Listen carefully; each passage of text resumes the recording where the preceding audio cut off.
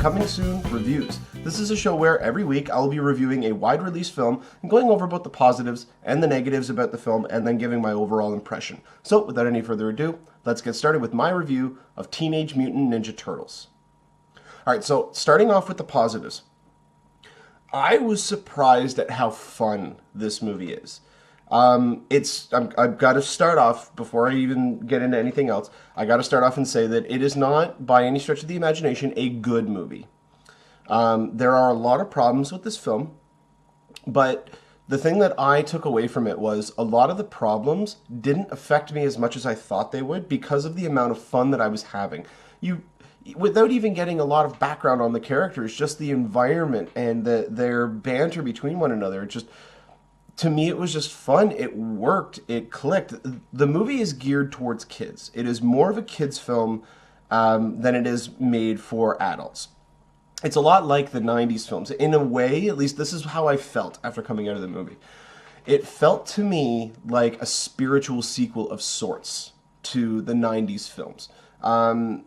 It didn't continue on any storylines or anything like that. It rejigged their origin story, so they do touch on their new origin story, which is similar to the one that we are all experienced to, or at least if those of you who remember Teenage Mutant Ninja Turtles, what their origin was.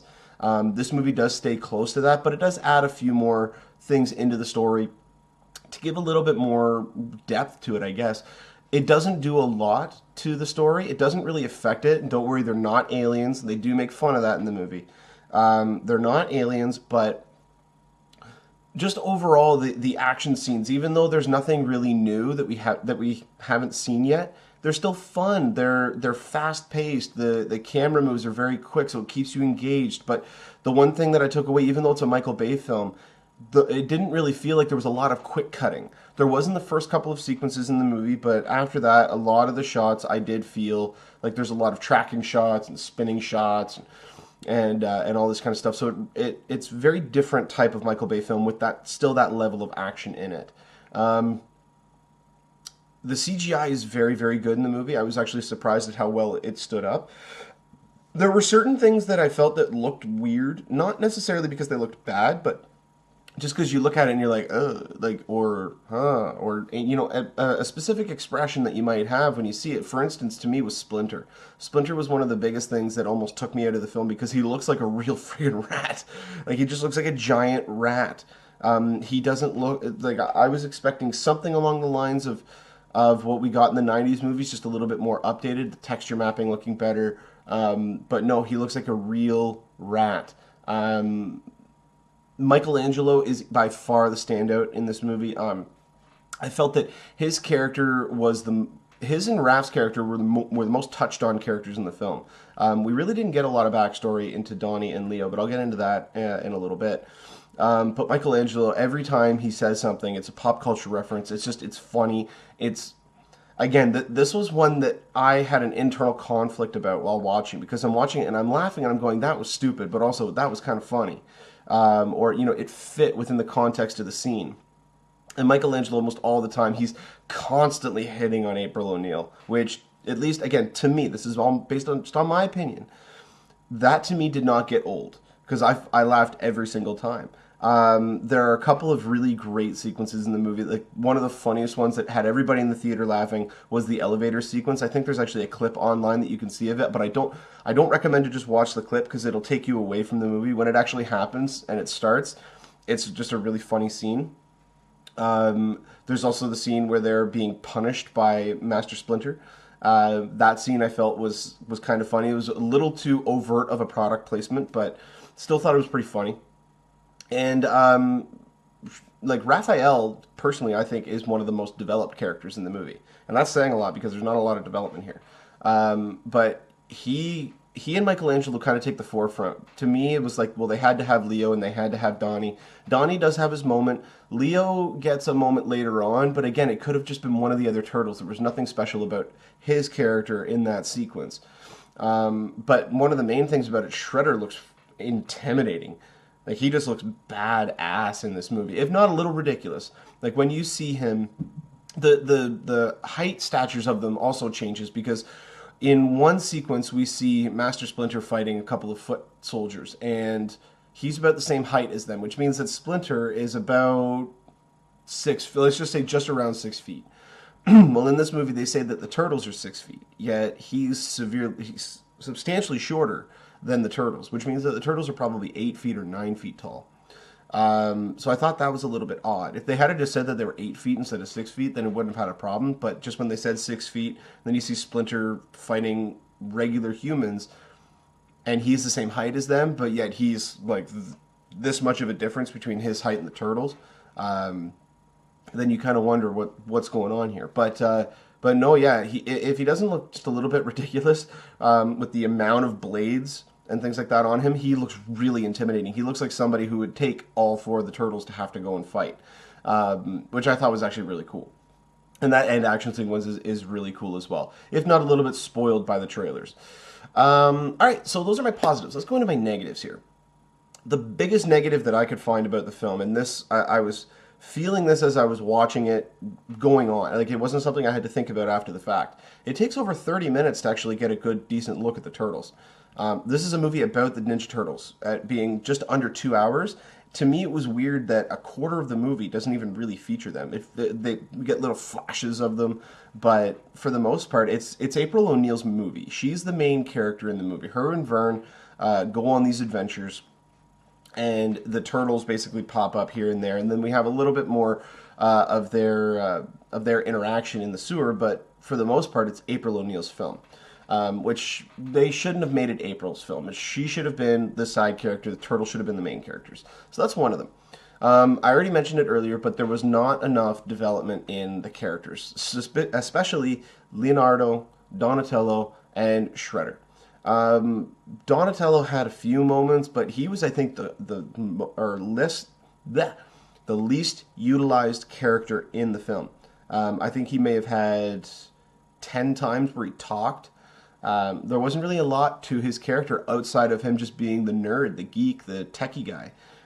Leo, who's supposed to be the leader, I never really got that from his character.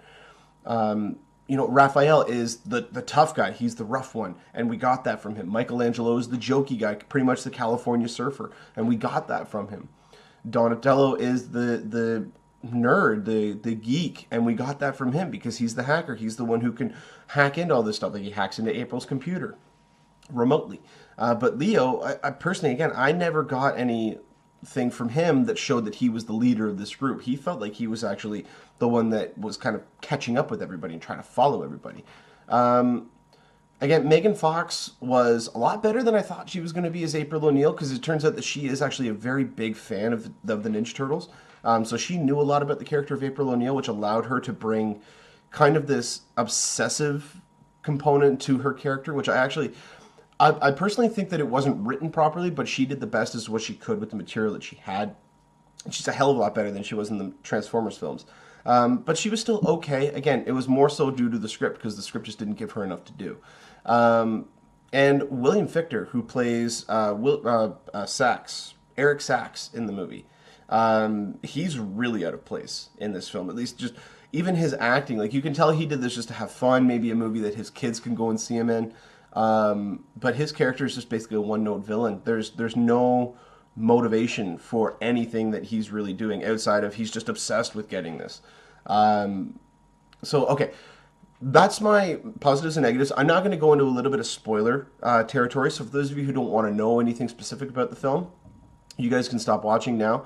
I've given you basically my thoughts on whether or not I feel that it was a good movie. I do find it entertaining. I do think that it is definitely worth checking out. You may not necessarily have to see it in theaters, but I definitely recommend to check it out in some fashion. Because it is entertaining, and that's what movies are supposed to be inherently at the end of the day. They're not supposed to be perfect. They're not all supposed to be going for an Oscar. They're supposed to allow you to escape for a couple hours and just enjoy the film. And if they can do that, then they've succeeded. And in my mind, this film, although it does have its problems, I do feel that it succeeded in that regard. It is certifiably a bad film, but it's almost, to me, it's almost like a guilty pleasure. This is a movie that I could watch again and still laugh at. Because there are funny moments. Even though it's geared towards kid, it allowed me to return to being a kid for a little bit, which not a lot of movies have been able to do. And this is a 1-2 punch in August so far of Guardians and Teenage Mutant Ninja Turtles, where it's just, we don't care about raising the stakes and making it so that the whole world is coming under attack, although Guardians was a little bit more outlandish than that. But the core aspects of the film were that it was fun, that the characters' interactions were what really the movie survived on.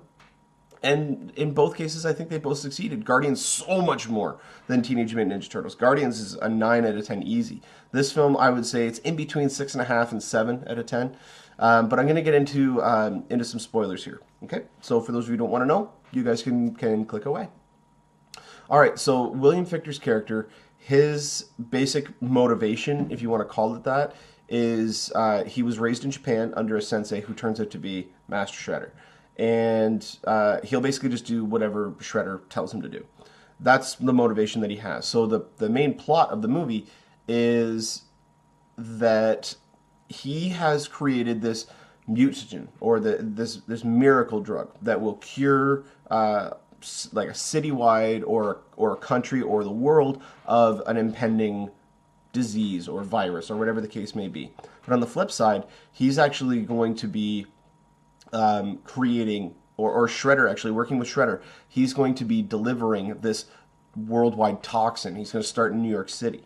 And so then they're going to basically wipe out all the inhabitants of New York City, and after about 30 days, Sachs Industries, which is a company that he owns, is going to come out and announce that they have a cure for this disease, and he's going to cure everybody and be the savior and get all this money and all this stuff. It's just a money grab. So there's no real motivation for it because it doesn't make sense. Another thing as well, the snow chase sequence, I felt some of the shots could have been a little bit better in that, but for the most part, I felt it was actually really entertaining. And the one negative that I had, though, is they showed most of it off in the trailers, and that's one of the most exciting sequences in the film. And it's also very ominous at the end as to whether or not Shredder's actually dead. I'm pretty sure that he is, because he fell off like 100, or actually, it said it was only like 54, 55 stories up, but he fell that far down onto asphalt. So they didn't really say whether or not he was dead. Rocksteady and Bebop are apparently going to be in the sequel. So whether or not they team up with Shredder and bring Shredder back, we still don't know yet. I was actually surprised because I was thinking, for some strange reason, I was thinking throughout the film that that Will Arnett's character would turn out to be a bad guy in disguise. And I'm glad that it didn't. I'm glad that he kept on being kind of like the sidekick, the wisecracking sidekick. So I really did have a lot of fun in general with the movie. Again, overall score is somewhere in between 6.5 and 7 out of 10. I did find it entertaining. I did find it enjoyable. It does have its problems, absolutely. But as far as just being an entertaining film goes, I think it succeeded.